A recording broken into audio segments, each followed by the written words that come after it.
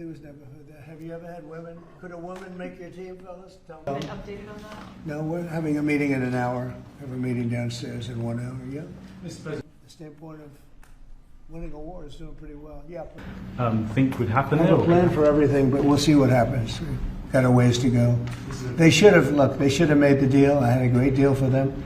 They should have made that deal. 60 days we talked about it, and in the end they decided not to do it, and now they wish they did it.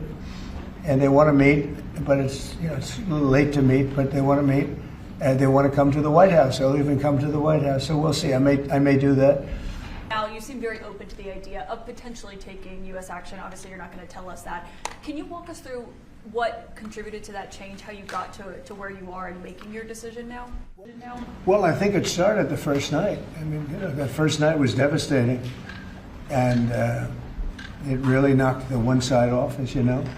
It was a devastating evening, day. And it's pretty much proceeded that way. I have a meeting in the war room in a little while, situation room, as some people call it. So we're going to meet. We're going to see. We're in the midst of it's a terrible thing. I hate to see it. I hate to see all that death, so much death and destruction. But death primarily. That's what I hate to see. Does that mean you haven't made a decision yet on what to do? I have ideas as to what to do, but I haven't made a final. I like to make the final decision 1 second before it's due, because things change. I mean, especially with war, things change with war. It can go from one extreme to the other. War to Josh, he's a very good friend of mine. But with that being said, I would say right now, Israel, from the standpoint of winning a war, is doing pretty well. Yeah, please. Turning Point USA, sir. Well, they're very good. Turning Point. Charlie. Mr. President, in your meeting today with the Chief of Staff of the Pakistani Army, did you talk about Iran? Did that come up? Is there anything you can share from that meeting? Yeah, well, they know Iran very well, better than most. And they're not happy about anything. It's not that they're bad with Israel. They know them both, actually, but they probably, maybe they know Iran better. But they see what's going on, and he agreed with me better. But they see what's going on. Yeah, well, I don't want to get involved either, but I've been saying for 20 years, maybe longer, that Iran cannot have a nuclear weapon. I've been saying it for a long time. And I think they were a few weeks away from having one. And they had to sign a document. I think they wish they signed it now. It was a fair deal. And now it's a harder thing to sign, It's a lot of water over the dam. But, it's very, I say it very simply.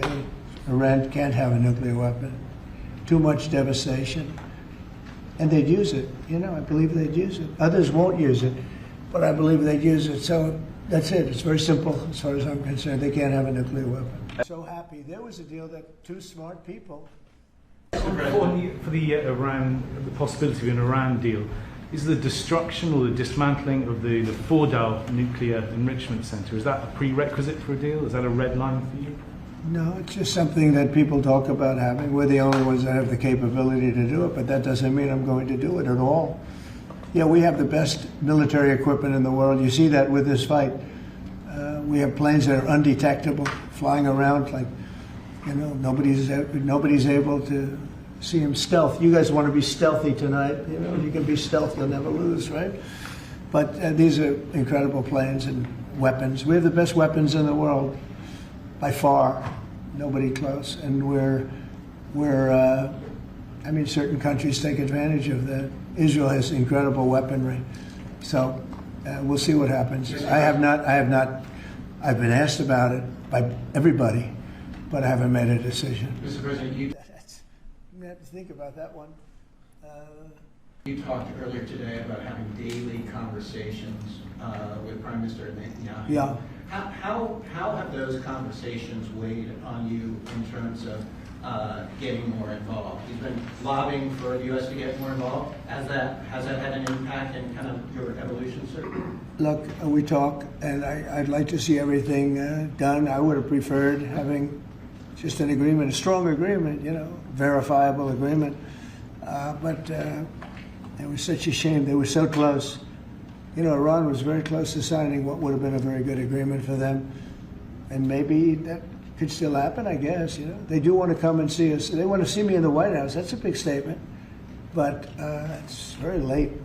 Is it enough of a statement to hold off getting? We're going to see what happens. Look, we're going to see what happens. Ending it as soon as you can would be good.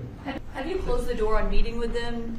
No. Okay, so it's still open to them coming here in your Yeah, eyes. I mean, they asked if they could come. We'll see if that happens. It's not that easy for them to come. They can't get out. You know, they're in Iran, and in one case, the guy wanted to come so badly, but he can't get out because his bombs dropping all over the place. Thank you very much, everybody. Thank you for asking. Thank you. Thank you, guys.